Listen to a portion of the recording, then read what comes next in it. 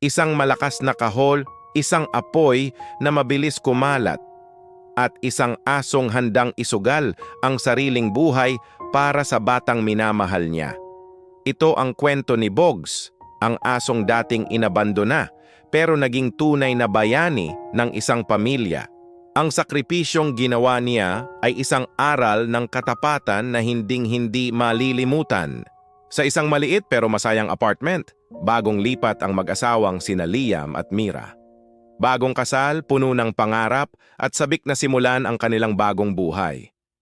Isang hapon, habang nagkakape si Mira, bigla niyang naisip, "Love, mag-alaga kaya tayo ng aso?" Ngumiti si Liam. "Kung iyan ang magpapasaya sa'yo, tara, tingin tayo sa dog shelter." Pagpasok nila, maingay ang mga aso sa hawla. May tahimik, may takot, pero isang aso ang agad nilang napansin. Isang mid-size brown dog na mukhang mix ng Labrador. Nakaupo lang ito pero nang makita sila, bigla itong tumayo at kumawag ang buntot ng sobrang lakas. Para bang matagal na silang magkakilala. Lumapit si Mira, "Hi baby!" At doon nila nakita ang mga mata ng asong puno ng pag-asa. Sabi ng caretaker, "Siya si Bogs. Matagal na siyang naghihintay ng kukuha." Hindi na sila nagdalawang isip. "We'll take him home." At sa unang araw pa lang alam na ni Bogs, may pamilya na siya. Si Bogs ay parang isang batang natutong magmahal muli. Kapag uuwi si Liam galing sa trabaho, tumatalon ito sa tuwa. Kapag si Mira naman ay nagluluto, tahimik lang siyang nakaupo sa tabi na parang isang tapat na bantay. Sa bawat gabi, humihiga siya sa paanan ng kama ng mag-asawa, laging alerto, laging handang protektahan ang kanyang bagong pamilya. Lumipas ang mga buwan, lumaki si Bogs, naging malakas, aktibo, at mas lalong malambing. At isang araw, may dumating na magandang balita. "Love, buntis ako." Napaiyak si Liam sa sobrang saya. At kasabay nila, tila naiyak din si Bogs sa kakaibang paraan. Paulit-ulit niyang inaamoy ang tiyan ni Mira, kumakawag ang buntot at tumitili sa tuwa. Para bang alam na niya, magiging kuya na siya.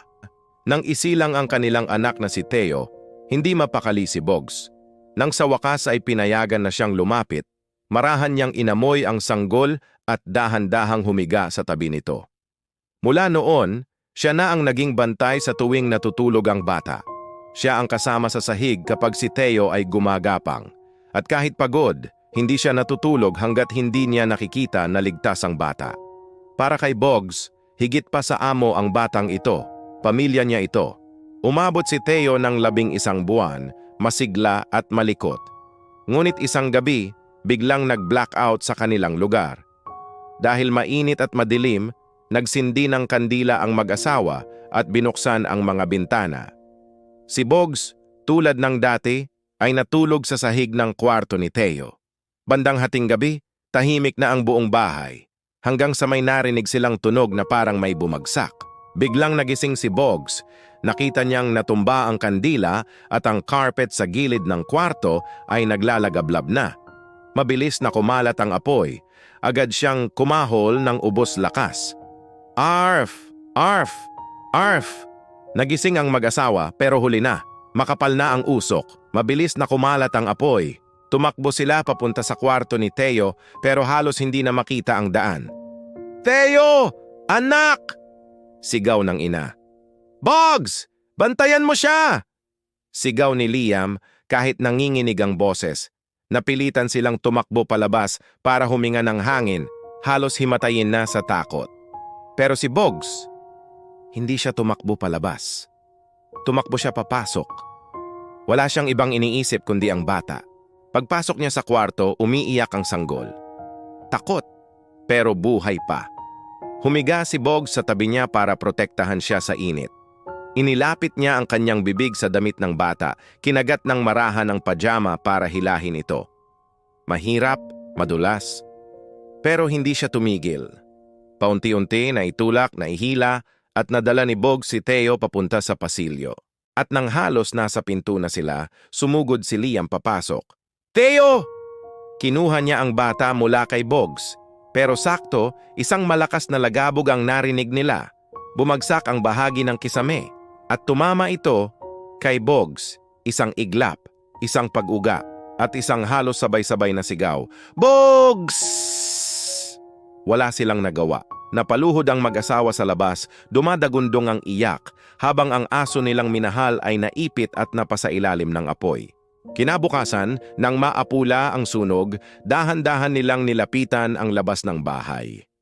At doon, nakita nila ang katawan ni Bogs. Sunog, nangingitim, pero nakapwesto pa rin sa direksyong tinahak niya para iligtas ang bata. Hawak-hawak ni Mira ang anak nilang ligtas pero basang-basa ng luha. Samantalang si Liam, walang masabi kundi, "Salamat, Bogs. Kung wala ka, wala rin ang anak namin." Inilibing nila si Bogs sa ilalim ng isang puno sa bagong bahay na kanilang lilipatan. Doon sila umiyak, tumawa sa mga alaala, at humingi ng tawad dahil hindi nila nailigtas ang kanilang bayaning aso. Pero si Bogs, tumupad sa huling tungkulin niya. Ang tunay na pamilya, hindi lang dugo ang batayan. Minsan, ang pinakamalinis na pagmamahal ay nagmumula sa isang pusong aso, handang ibigay ang lahat kahit ang sariling buhay.